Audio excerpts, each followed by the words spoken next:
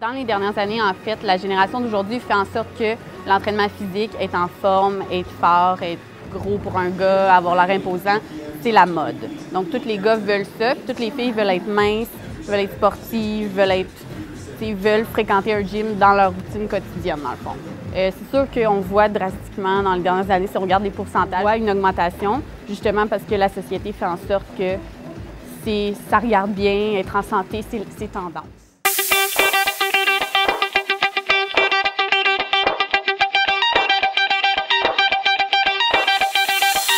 Shout to all my lost boys, we rowdy. Shout to all my lost boys. Shout to all my lost boys, we rowdy. Shout to all my lost boys. Shout to all my lost boys, we rowdy. Shout to all my lost boys. Shout to all my lost boys.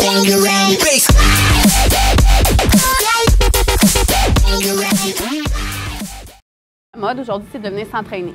C'est sûr qu'une personne qui fait de l'embonpoint ou une personne qui ne s'est jamais entraînée, ça va être plus intimidant au début, ça va être plus gênant de rentrer dans un gym. On ne sait pas trop qu'est-ce qu'on va faire, comment on va procéder. C'est pour ça que je recommande toujours un entraîneur personnel où ils vont bien nous enligner. De un, on va être capable d'aller au gym, on va être sentir plus en sécurité, on va gagner de la confiance. Il y a quelqu'un avec nous qui nous montre la technique. On n'aura pas l'air bizarre ou pas savoir ce qu'on fait, on ne sera pas intimidé. C'est sûr que pour cette raison-là, je recommande un entraîneur personnel, mais aussi pour la technique. Parce que, tu sais, c'est tendance chez les jeunes garçons de venir s'entraîner, puis avoir des gros biceps, puis avoir des gros pectoraux. Mais on ne va pas toujours utiliser la bonne technique ou on va être influencé vers des drogues. À ce moment-là, ça peut être dangereux pour le corps, puis aussi pour se blesser. Donc, il y a beaucoup d'exercices qu'on peut faire à croche, puis se déchirer une épaule, se blesser un genou, puis après ça, c'est pas mieux, on ne pourra plus s'entraîner.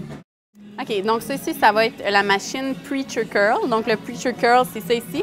En fait, le Preacher, c'est nommé après un bodybuilder dans le temps qui a nommé sa petite tablette ici pour s'accoter les coudes pour faire le mouvement du bicep. Je vais vous montrer à l'instant. Donc, c'est important d'ajuster quand même le siège pour pas qu'on soit trop bas ou trop haut et que le coude vienne bien s'accoter puis qu'on fasse un mouvement droit.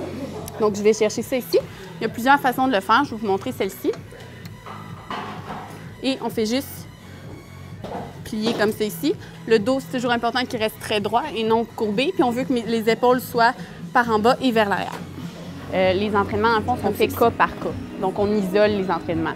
Donc, tu sais, par exemple, une cliente, elle arrive puis elle veut une perte de poids puis une remise en forme, du tonus musculaire.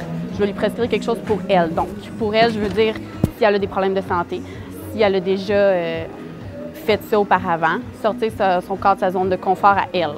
Tandis que si un gars qui vient me voir puis lui veut prendre de la masse musculaire, son entraînement va être totalement différent, ainsi que son programme d'alimentation. Ça ne sera pas du tout la même chose.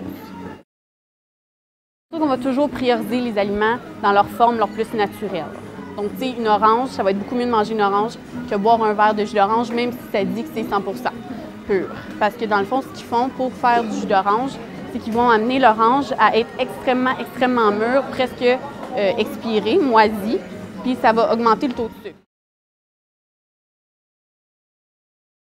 Les protéines, on veut aller les chercher dans leur forme leur plus naturelle. Donc, si on mange une poitrine de poulet, si on mange un steak, un filet de tilapia, on va retrouver autant de protéines que dans une scoop de protéines. La différence, c'est qu'après un entraînement intense, on veut que la protéine se rende le plus rapidement possible aux muscles.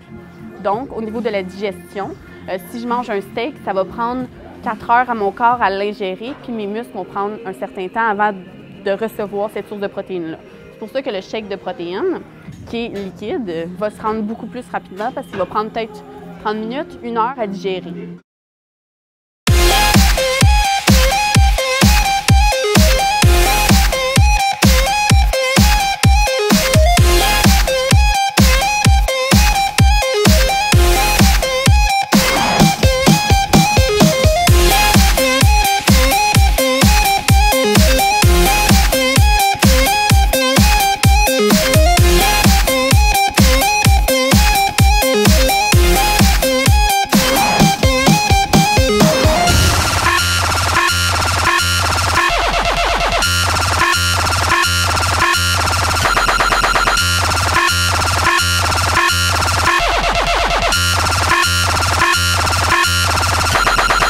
Bye.